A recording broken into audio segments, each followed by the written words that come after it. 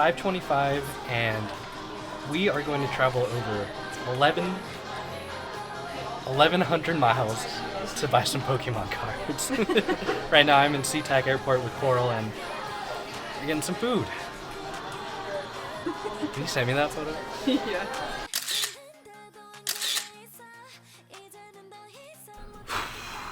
Good morning. It is almost 10 in the morning. We were up until 3 a.m. having some fun trying to, I guess win more money for more Pokemon cards.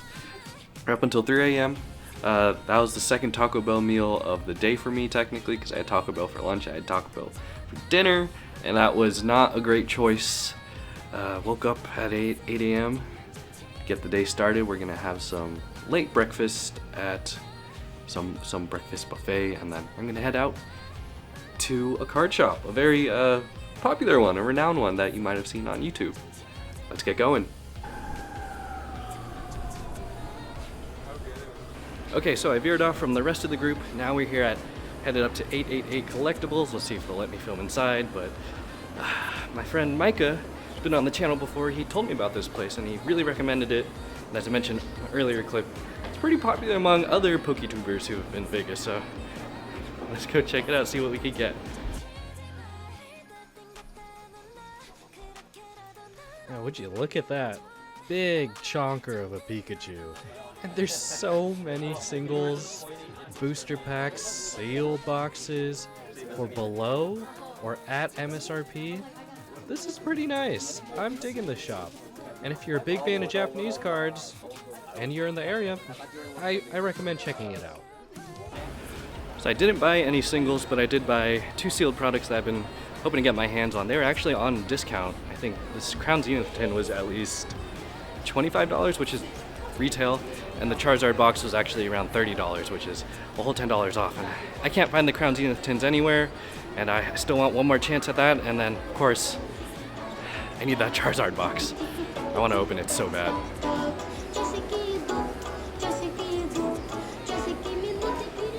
I hope that's not copyright.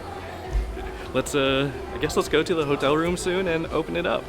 I'm gonna go explore around here, see what's up about Asia Town in Vegas. Okay, back home after some dilly-dallying in Vegas. We just really went to some shops and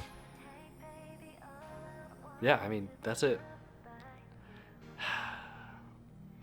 So I actually met up with my group and we just hit up more shops, kind of walked around some malls and stuff, and saw some interesting Pokemon cards. $10 for one pack. Oh, fuck. So it's currently 3-ish, and I'm going to a concert soon. That just happens to be going on because this trip was totally about Pokemon cards, not a concert I'm going to. So something about K-pop concert I think I'm going to. I don't even like K-pop. I don't even know the songs, the lyrics, the artists. I don't even have any merch. I don't know anything about K-pop, man. But anyways, let's go open up this Charizard EX box and this Crown Zenith tin. I want to say like Galarian Zapdos tin. Oh, no, yeah, I wouldn't be wrong. Let's do it. I also impulse purchase. Bought some chips made by Migos. I'll let you know if it's good. Me, I would never go to a K-pop concert. What? It's so weird. All right, so I did record the audio for this opening. However, it didn't sound that good, mainly because the setup I had wasn't the greatest at the hotel. So I figured I'd recap my trip with you guys as I open these cards.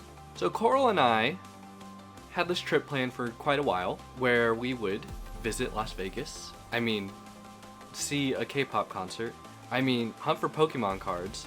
I mean, see twice. Yeah, let's recap from the top. So we got to the airport about an hour and a half early, which is pretty good, reasonable amount of time. It was in the evening, and we still had enough time to eat dinner. So we ate at a place called, I believe, Skillet. It's in SeaTac, Seattle Tacoma International Airport, and they have like, just burgers and fries, your basic kind of stuff. And I had a Nashville hot fried chicken sandwich, and that was aggressively okay. I give it like a 5 out of 10. It was all right. It was hot. It wasn't, it wasn't Nashville hot, but it was hot. It's not the kind of Nashville hot chicken I'm used to, I suppose, but it was good. At airports, I expect to pay for like $30 dinners per person, and that was, pretty on par with what I've had at other places.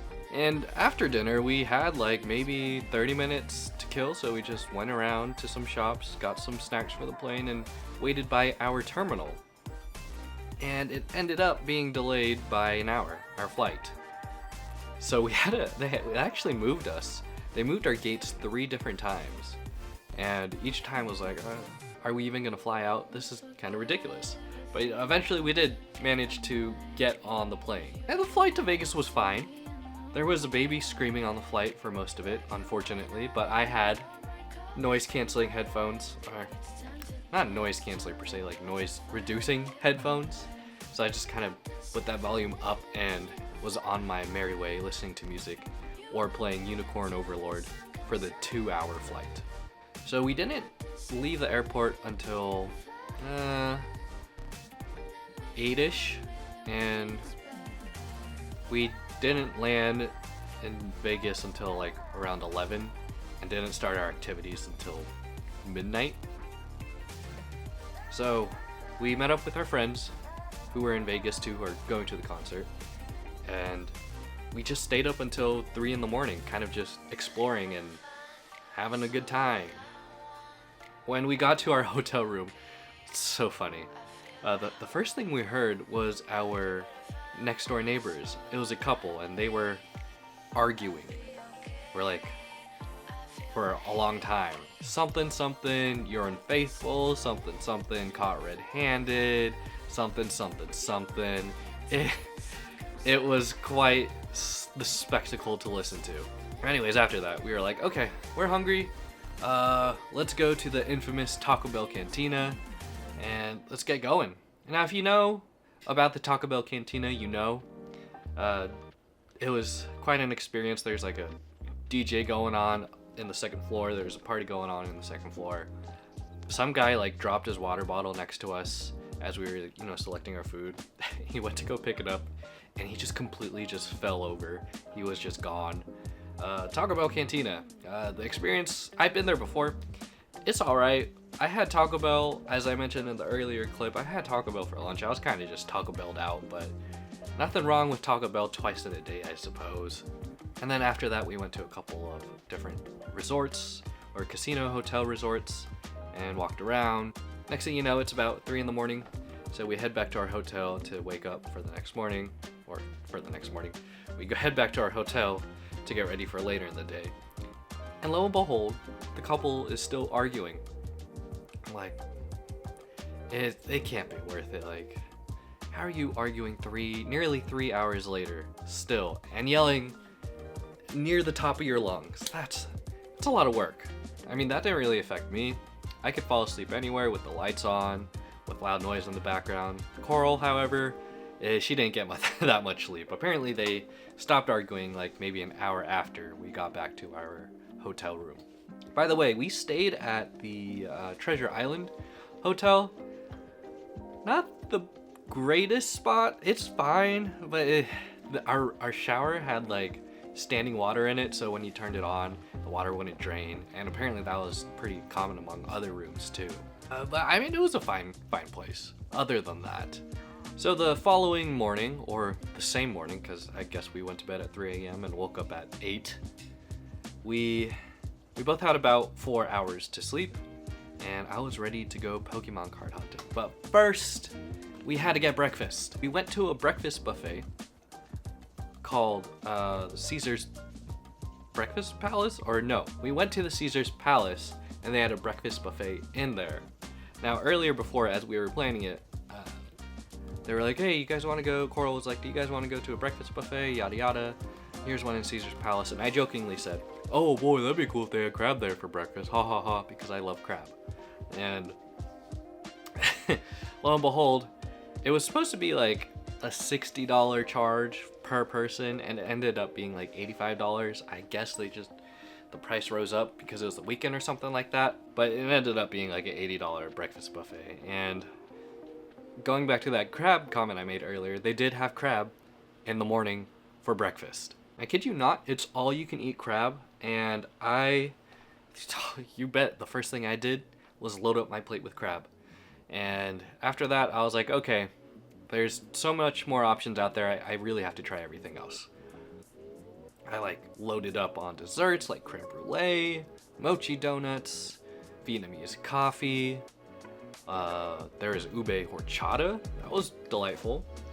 I tried frog legs for the first time, and it does taste like chicken, like everyone else says it does taste like. It really does taste like chicken. They had Filipino food and an assortment of Asian food, really just everything, really.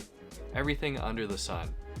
And it was an odd hour to eat crab or like lobster quiche or Chinese food in the morning.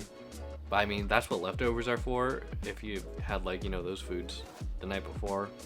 So I guess it was just one big leftover palace. But that doesn't sound quite right. But what happens in Vegas stays in Vegas, right? The buffet, you know, aside from the price, the food was good. It wasn't amazing, but I mean, you're going to a buffet. Most buffets aren't going to be amazing unless you go to a Brazilian steakhouse. Then delightful. Plus, the quality of the buffet was much higher than, you know, standard buffets you'd probably find in your local area, unless you live in a very ritzy place. So after that, I decided to split off from the group and said, I made this plan earlier. I have to go check out this card shop, 888 Collectibles. Now, I didn't watch any videos about the shop. I believe PokeRev and maybe Mystic Rips made a video about these guys. My boy Micah, who you might have seen in my previous videos, recommended me to go to the shop because he's actually been there himself. So I was like, okay, yeah, I'll give it a shot. This will be like the one place that I'll actively visit because it's close to the Vegas Strip. Now, I went in there going in completely blind, and I didn't really have a game plan per se in terms of what I want to buy.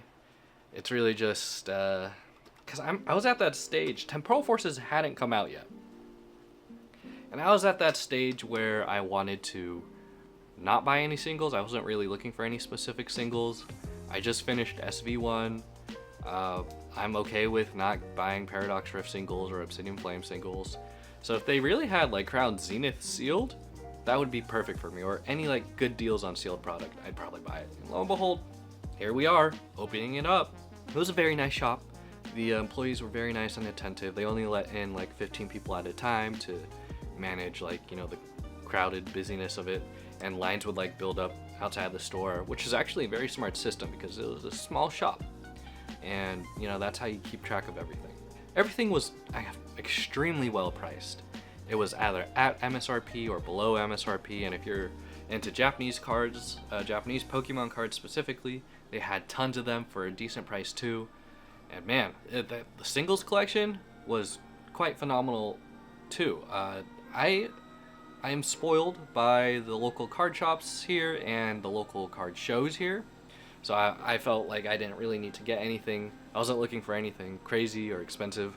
As you guys may know, I'm not too much into buying singles or chase cards that often, or buying like rated cards, so I didn't really have any grail cards that I was looking for. But at the end of the day, lovely shop. If I were to be in Las Vegas again, I would definitely visit them again. And I recommend you guys check it out if you're in Vegas for a vacation.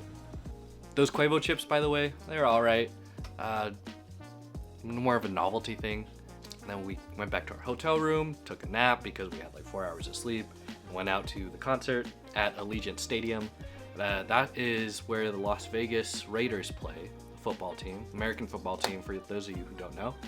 And it was huge. That's a huge stadium. I've been in other stadiums before, like here in Seattle, like Lumen Field and T-Mobile Park. And this was like I've never been in like a proper indoor stadium. That place was crazy to be inside. And the concert itself was, as you might have seen earlier, that was wild. I've never been to a concert like of that scale before. This was actually my second concert ever in my life, like a proper one. Of course I've been to like, concerts at like events, but like not like concerts you buy tickets for. The first one I went to was My Chemical Romance, and I forgot to bring my earplugs. And then, so this time I made sure to bring earplugs, and thank goodness I did, because there's a group of girls behind us, and they screamed at the top of their lungs, and when that noise traveled inside your ear on top of like the loud audio coming from the performers and the crowd itself, the audio traveled like this inside your ear. So it was just reverberating and hitting the inside of your walls like crazy. So thank goodness I put those earplugs in so fast, and thank goodness I had those. And Coral and the group we were with also used them because they said, no, thank you. So here I am. I traveled over 1,100 miles to buy some Pokemon cards, right? That's totally the premise of the video. That's totally the reason why I went out. So what's the furthest you guys have traveled for Pokemon cards? Technically, that Pokemon vending machine video I did was probably the most traveling I've done purposefully looking for Pokemon cards. If you haven't seen that, give it a watch. Have you guys ever been to 888 Collectibles? Did I miss out on anything? If you know Las Vegas, do you have any recommendations for Pokemon shops to check out in the future? If you've enjoyed this video, make sure to leave a like and subscribe for more content in the future. With that being said, my name is Kevin TCG, and I'll see you guys next time. Peace.